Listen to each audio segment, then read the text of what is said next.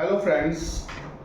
आज हम स्टार्ट कर रहे हैं केमिस्ट्री का एक बहुत इंपॉर्टेंट टॉपिक क्लास 12 के लिए। फर्स्ट चैप्टर का टॉपिक है that is the colligative properties. और इस कॉलिगेटिव प्रॉपर्टीज में हम लोग डिस्कस करेंगे that is the osmotic pressure. तो एक रिवाइज कर लेते हैं। और colligative properties those properties which are depends upon the number of moles of the solute or the concentration of the solution. So both the properties which are depend upon the concentration of the solution are known as the colligative properties. And in this colligative property we discuss about the osmotic pressure,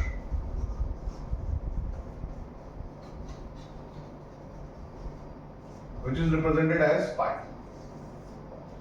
So first of all, to understand the osmotic pressure better, we learn how and what is osmotic pressure. So first of all, we discuss a term called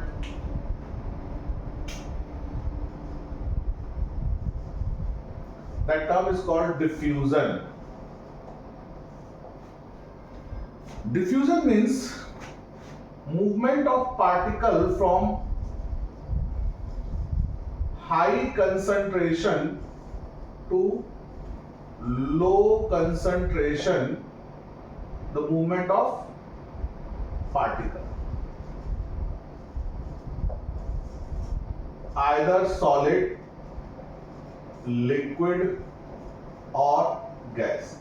actually देखो इसमें होता क्या है, हम लोग का एक basic बच्चों में मिस्टेक करते हैं कि वो गैसियस मॉलिक्यूल में बात करते हैं, बट नहीं। डिफ्यूजन मींस इसका पूरा पार्टिकल्स का, वो सॉलिड भी हो सकता है, सॉलिड भी हो सकता है, लिक्विड भी होता है, गैस। और you can also say the movement of molecule from high concentration to low concentration. And in this case whenever we have high concentration of something, like suppose we can say the example, some example like we have your mother is actually making food in the kitchen, then the smell of food is coming out in your room. How? That is diffusion. High concentration in the kitchen and it moved toward your room. That's why diffusion, movement from high concentration to lower concentration, है ना। आप perfume लगाते हैं, smell दूसरे को आ जाती है, that is also example of diffusion. आप रूम में थोड़ा सा परफ्यूम स्प्रे कर दीजिए, पूरे रूम में उसकी स्मेल हो जाती है, that is again the example of diffusion. Okay, next, अब अगर हम बात करते हैं लिक्विड के केस में, if you use a glass of water and put 1 or 2 drop of blue or black ink in it, then you find out that the glass of water occupy the color blue or red, whatever kind of ink is used. Now that is the example of liquid diffusion. And in case of solid, you put a glass of water and put some sugar in it and leave this solution, and after some time you find out that the sugar present in the glass of water has disappeared, and that sugar and your water is actually sweetened. So how? That is again diffusion, right? Now, so the movement of solution high concentration to low concentration, movement of particle is called diffusion. Now the second term is osmosis. Now this is a very very important concept. In case of osmosis, osmosis is a specific process in which movement of solvent, specifically movement of solvent from low concentration to high concentration by the help of semi-permeable membrane. Here the movement of solvent, or you can say movement of water, because water acts as a universal solvent, so you can say movement of solvent or water from lower concentration of the solution to high concentration of the solution by the help of semi-permeable membrane. In case of osmosis, you always require semi-permeable membrane. The movement of only and only solvent particle, not solute. In case of osmosis, no solute particle is moved into the system. Here, all gases, all solid, liquid and gas particle are used, but in case osmosis, only solvent particle is used. अब देखो, इसमें क्या होता है, दो process हो सकते हैं. एक, जैसे आपके पास सपोज करो, एक सिंपल एग्जांपल लेते हैं. मैं आपको एक सिंपल एग्जांपल देता हूं भाई, कि आपके पास ये हमने लगा दी एक सेमी परमिएबल मेम्ब्रेन, और यहां हमने अमूल की लस्सी ले ली बच्चों, और यहां हमने पेप्सी ले ली. ठीक, पेप्सी और अमूल की लस्सी है. अब इन दोनों में से किसका कंसंट्रेशन हाई होगा? वैसे तो अमूल की लस्सी का. तो अब वाटर का मूवमेंट कहां होगा? तो आप कहेंगे जी Pepsi to Amul lassi, because Pepsi का कंसंट्रेशन लो है, लस्सी का ज्यादा है. तो लो कंसंट्रेशन से हाई कंसंट्रेशन किसका मूवमेंट हो रहा है? सॉल्वेंट का मूवमेंट हो रहा है, दैट इज वाटर का मूवमेंट हो रहा है, राइट. अब अगर हमारे पास एक कॉन्सेप्ट आता है बच्चों कि अगर आपके पास कोई इनक्लोज्ड बॉडी है, जैसे सपोज करो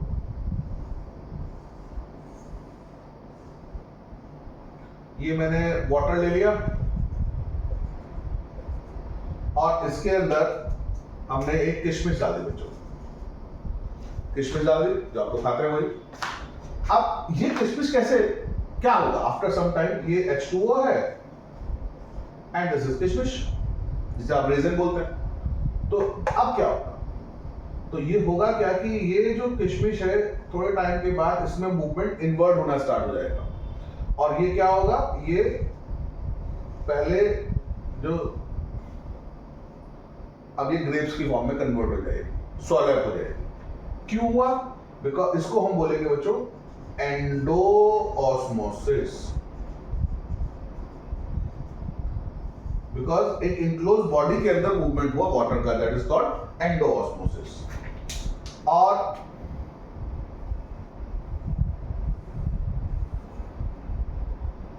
अब ये आपने वाटर लिया. अच्छा, कभी आपने गौर किया, कभी सोचा इस वजह से भी कि हाउ रेजिन्स आर फॉर्म्ड, किशमिश कैसे बनती होगी? कभी सोचा? इस वीडियो को थोड़ा पॉज करो और फिर आप इस बात को सोच के देखो कि कैसे बनती होगी ये किशमिश. ठीक, टेक ए टाइम, थोड़ा सा सोचो इस बारे में, पॉज कर दो वीडियो को, फिर सोचो. नहीं मिला आंसर तो आइए. अब देखो होता क्या है कि यहां पर वाटर था, यहां पर किशमिश के अंदर क्या है? शुगर है. तो शुगर कैसा है? High concentrated, water less concentrated. तो लो कंसंट्रेशन से हाई कंसंट्रेशन की तरफ मूवमेंट हो गया, और जो उसकी वॉल है शुगर ग्रेप्स की, वो एक्ट करती है as a semi permeable membrane. तो यहां पर एंडोऑस्मोसिस हुआ. अब इसका उल्टा कर देते हैं. जैसे अगर आप लोगों के दिमाग में आ रहा होगा कि हम ग्रेप्स को लेते हैं और उसको धूप में सुखा देंगे, तो बच्चों ग्रेप्स जो है वो सड़ जाएंगे, वो बेकार हो जाएंगे, वो उसमें नहीं होते, कन्वर्ट नहीं होते किशमिश के अंदर. होता क्या है कि जो आप ग्रेप्स लेते हैं उसको हाई कंसंट्रेटेड शुगर सॉल्यूशन में ऐड कर दो. कैसा है? हाई कंसंट्रेटेड शुगर सॉल्यूशन ये है, और ये आपका ग्रेप है. तो अब क्या होगा? ग्रेप के अंदर का जो लिक्विड है वो कैसा हो गया? वो कैसा हो गया? वो हो गया आपका लो कंसंट्रेशन, और बाहर कैसा है? High concentration. तो अब अंदर से बाहर की तरफ मूवमेंट होगा वाटर का. इसको हम बोलते हैं एक्सो ऑस्मोसिस. तो एक्सो ऑस्मोसिस, तो अब ये जो आपकी ग्रेप है ये किसमें कन्वर्ट हो जाएगा बच्चों? दैट इज कन्वर्टेड टू किशमिश. तो इस तरह से ये ध्यान रखना बच्चों, हमें एंडोऑस्मोसिस, एक्सोऑस्मोसिस. इसका बहुत सारे एग्जांपल, बहुत सारे क्वेश्चन हैं. जो आपके बोर्ड में बहुत आते हैं। जैसे एक एग्जांपल समझे, जैसे इस बार ही आया था बोर्ड में क्वेश्चन कि भाई अगर हम आरबीसी को एक हाइपरटोनिक सोल्यूशन में डाल दें, मतलब हाईली कंसंट्रेटेड सोल्यूशन में डाल दें तो क्या होगा। तो अगेन देखो यहां पर देखो, आरबीसी को हाईली कंसंट्रेटेड सोल्यूशन में डाल दो क्या होगा, इन एक्सोऑस्मोसिस हो जाएगा। ये वर्ड जरूर ध्यान रखना, एक्सोऑस्मोसिस, और वो क्या हो जाएगी, श्रिंक हो जाएगी आपकी आरबीसी, राइट। तो इस तरह के क्वेश्चन। अब ऐसा एक और क्वेश्चन है कि भाई आपने देखा होगा इन समर्स, आजकल समर्स चल रहे हैं, तो आपने देखा होगा वेजिटेबल वेंडर्स जो होता है कंटिन्यूअसली स्प्रिंकल करते रहते हैं वाटर को वेजिटेबल्स और फ्रूट्स के ऊपर। क्यों करते हैं ऐसा? अगेन बिकॉज समर है, समर में क्या है, एटमॉस्फेयर में वाटर कम हो गया तो इवेपोरेशन का रेट बढ़ जाएगा। अब जब इवेपोरेशन का रेट इंक्रीज होगा तो उससे क्या होगा, उससे होगा ये कि हमारे जो वेजिटेबल और फ्रूट्स होंगे वो श्रिंक होने लगेंगे। तो उसमें कंटिन्यूअसली वाटर को स्पार्कल करते रहेंगे तो वो क्या करेंगे, वो एंडोऑस्मोसिस करेंगे, जिसकी वजह से वो नॉर्मल शेप में रहेंगे और फ्रेश रहेंगे। That's why we the shopkeepers, vegetable vendors continuously sprinkle water over the vegetables, right, clear. Next एक और टर्म होता है बच्चों, यहां पर हम लेते हैं, थर्ड टर्म हमारे पास है, that term is called effusion. Effusion actually एक टर्म है हमारे पास जब किसी माइन्यूट पोर से, जैसे आप परफ्यूम स्प्रे करते हो या एक टायर है उसमें एक पिन होल कर दें अगर हम, तो क्या होगा, टायर की जो अंदर की हवा है वो बाहर आ जाएगी, तो दैट इज कॉल्ड इफ्यूजन। तो इसके लिए वर्ड हम यूज करते हैं, द मूवमेंट ऑफ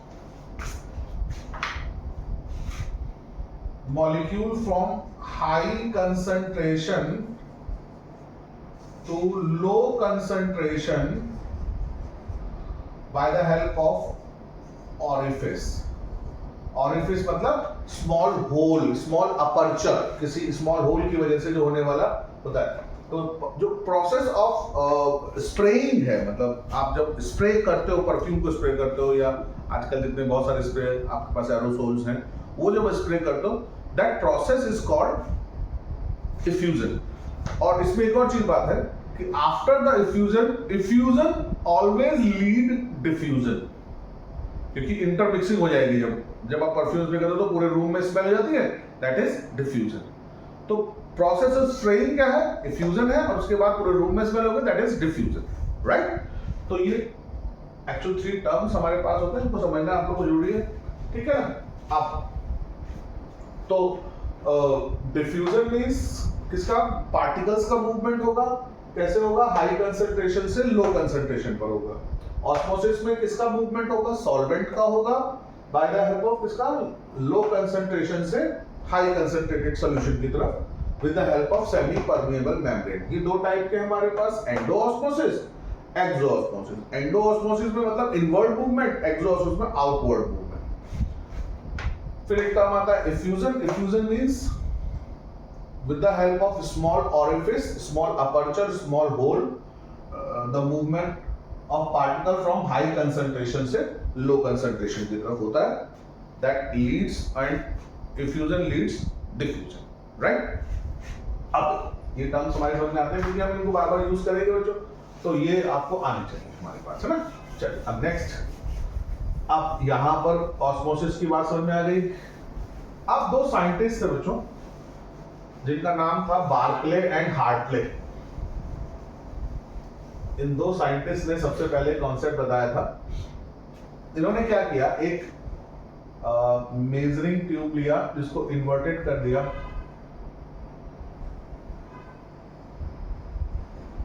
राइट, और उसमें एक सेमी परमिएबल मेम्ब्रेन लगा दिया, और क्योंकि ये मेजरिंग ट्यूब था और इसमें फिल कर दिया बच्चों, मान लीजिए यहां तक उसने शुगर सॉल्यूशन फिल कर दिया इसमें, ठीक। अब इस पूरे अपरेटस को उसने उठाया और एक बकेट में डाल दिया, इसमें वाटर बकेट। यहाँ पर क्या है, वाटर है। अब क्या होगा आफ्टर 30 मिनट और आफ्टर 2 मिनट, आफ्टर 10 मिनट्स क्या होगा? तो देखो ये क्या है, शुगर सोल्यूशन है, ये वाटर है।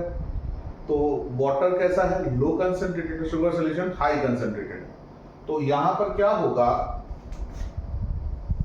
ये movement of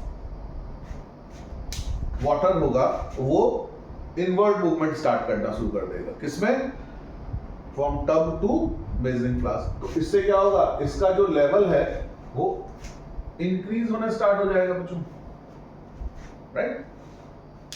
that process is called osmosis. Osmosis हुआ, वाटर इनवर्ट दिया, ये पिस्टन जो है जो उसके ऊपर लगा था वो ऊपर की तरफ बढ़ गया, राइट? अब इसके बाद अब हमने क्या किया, इसके ऊपर पिस्टन के ऊपर हमने कुछ प्रेशर डाल दिया, वेट रख दिया हमने कुछ, मान लीजिए अब ये इतना ही था, एग्जैक्टली इतना था जितना नीचे वाटर लगा रहा था। तो this pressure is called osmotic pressure, right? तो इसकी जो डेफिनेशन होती है बच्चों, वो हम कहते हैं osmotic. What is osmotic pressure? तो the pressure which inhibit the process of osmosis is called osmotic pressure, right? तो वो प्रेशर है जो ऑस्मोसिस के प्रोसेस को रोक लेता है, ओके? तो आप लोगों ने, अब देखो इसको मैथमेटिकली समझे, आप लोगों ने पढ़ा है PV is equal to nRT, ये होती है आपकी आइडियल गैस इक्वेशन। जब हम इसको प्रेशर के टर्म में ले रहे हैं, ऑस्मोटिक प्रेशर के टर्म में लेते हैं, तो pi is equal to n upon v into r into t, and as you know n by v is called the concentration or molarity, or we can say C. So we can say pi is equal to CRT.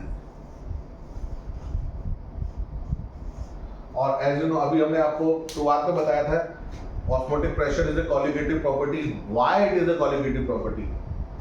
So now you can say osmotic pressure, that is pi, is directly proportional to concentration. That's why it is a colligative property. आप अगर concentration को बढ़ाएंगे तो हमारा जो process होगा, osmotic pressure होगा, वो बढ़ जाएगा। कंसंट्रेशन डिक्रीज करेंगे तो ऑस्मोटिक प्रेशर डिक्रीज हो जाएगा, राइट? अब देखो फॉर्मूला नंबर 1 आ गया। अब आपको पता है C इज इक्वल टू होता है N बाय V, और बच्चों N इज इक्वल टू होता है वेट अपॉन मॉलिक्यूलर वेट। इस वैल्यू को पुट करते हैं यहाँ पे, तो हमारे पास आता है pi is equal to weight of solute upon molecular weight of solute into volume of solution in litre into R into T। देखो इस फॉर्मूले में तो काम बहुत आसान दिख रहा है आपको, लेकिन इसमें एक बहुत इंपॉर्टेंट चीज है, बहुत इंपॉर्टेंट चीज है बच्चों, and that is the unit of the point. आपको ध्यान रखना होगा, और ये गलती करोगे, मैं फिर कह रहा हूं आप लोग इस यूनिट के केस में आप बहुत जल्दी गलती करोगे। क्यों करोगे? क्योंकि यहां पर जो ये R है ना, इसकी वैल्यू होती है 0.0821 एटमॉस्फेयर लीटर पर केल्विन पर मोल। यानी कि प्रेशर किस में होना चाहिए? एटमॉस्फेयर। वेट ऑफ सॉल्यूट होना चाहिए किसमें? ग्राम में होना चाहिए। मॉलिक्यूलर वेट कर दोगे, इसमें ये किसमें होना चाहिए? लीटर में। और टी किसमें होना चाहिए? केल्विन। बच्चों ध्यान रखना, बहुत इंपॉर्टेंट है कि एटमॉस्फेयर में होना कंपलसरी है, ग्राम में होना है, लीटर में होना है, केल्विन में होना है। और इसमें से अगर आपने एक भी यूनिट गलत कर दी, क्वेश्चन रॉन्ग हो जाएगा आपका, राइट? तो ये एक बहुत इंपॉर्टेंट फॉर्मूला आता है बच्चों आपके पास, राइट? अब देखो एक और चीज समझो इसमें,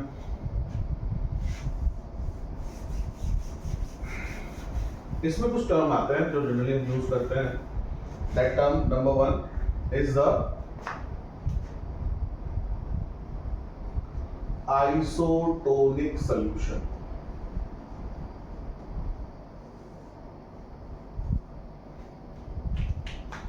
आइसोटोनिक सॉल्यूशन में जब हम बात करते हैं बच्चों, तो उस केस में आइसोटोनिक का मतलब होता है when two solution having equal concentration is called isotonic solution. तो दो सॉल्यूशन जिनका कंसंट्रेशन सेम है उसको हम आइसोटोनिक बोलेंगे. तो मान लीजिए मेरे पास दो सॉल्यूशन है कि भाई एक हमने लिया कंटेनर, उसको हमने सेपरेट कर दिया SPM के साथ, इसमें ले लीजिए A, इसमें ले लीजिए B. अब हमने कहा concentration of A is equal to concentration of B. Concentration of A is equal to concentration of B. तो जब दोनों के कंसंट्रेशन इक्वल हैं तो इनका ऑस्मोटिक प्रेशर कैसा होगा, यानी कि pi A is equal to pi B. बोलिए भाई R और T तो कांस्टेंट है. भाई इस रूम में अगर हम कर रहे हैं तो टेम्परेचर तो कांस्टेंट ही है. R ऑलरेडी गैस कांस्टेंट है, तो जब ये सिमिलर है तो ये भी सिमिलर हो जाएगा. Right? So we can say N by V of A is equal to N by V of B. Right? और if VA is equal to VB, दोनों का वॉल्यूम अगर सिमिलर है, तो we can say weight upon molecular weight of A is equal to weight upon molecular weight of, and this is the third formula to identify the weight or molecular weight. भाई एक given compound होगा, उसके आपका wait molecular weight पता है, दूसरे का wait पता है तो मॉलिक्यूलर वेट आप आइडेंटिफाई कर सकते हैं, या मॉलिक्यूलर वेट पता है तो weight. In case of isotonic solution. अब एक और कंडीशन हो सकती है बच्चों. सपोज करो अब मैं कहता हूं concentration of A is greater than concentration of B. Right? तो concentration of A is greater than, तो जो ग्रेटर है इसको हम बोलते हैं हाइपरटोनिक सॉल्यूशन, और जो लोअर कंसंट्रेशन है उसको बोलते हैं hypotonic solution. Hypertonic, hypotonic. Right? तो इस तरह के क्वेश्चंस भी आपसे पूछे जा सकते हैं कि भाई हाइपरटोनिक क्या होता है, हाइपोटोनिक क्या होता है. तो hyper means more, hypo means less. तो अगर इस तरह की टर्म आ जाए तो वहां पर भी घबराना नहीं है, इस तरह हम यूज करते हैं. ओके, तो बेसिकली हमारे पास ये जो फॉर्मूलाज हैं 1 2 3 4 जो फॉर्मूलाज हैं, इसके हेल्प से हम कोई भी क्वेश्चन सॉल्व कर सकते हैं ऑस्मोटिक प्रेशर से रिलेट करके. अब जैसे एक दो क्वेश्चन कर लेते हैं इसमें ना. जैसे सपोज कीजिए हमारे पास एक क्वेश्चन है,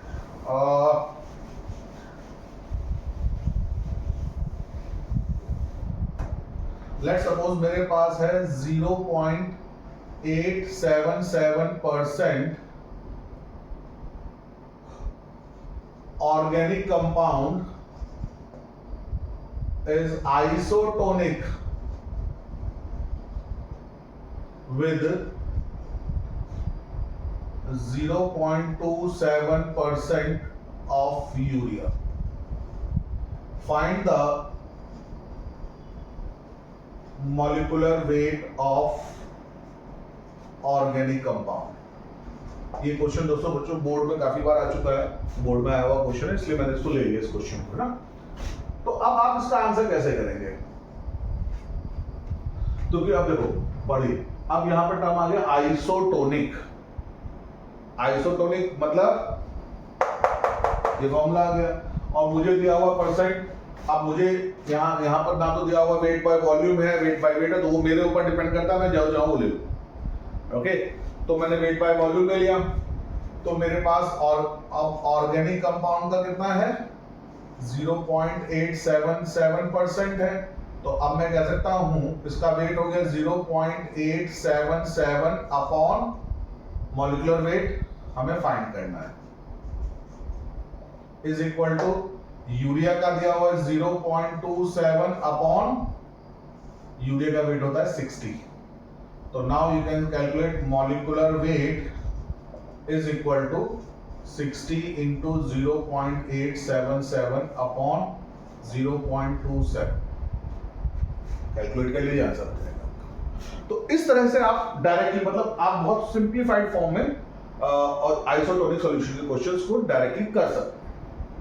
राइट, आई होप अब ये कॉन्सेप्ट आपको समझ में आएगा. अब आप इसके न्यूमेरिकल निकालें, और मेरा नंबर बायो में है, तो इसमें से आप अगर आपको ये कॉन्सेप्ट समझ में आए तो आप हमें सब्सक्राइब करें और शेयर करें. Thank you very much. आज के लिए इतना ही.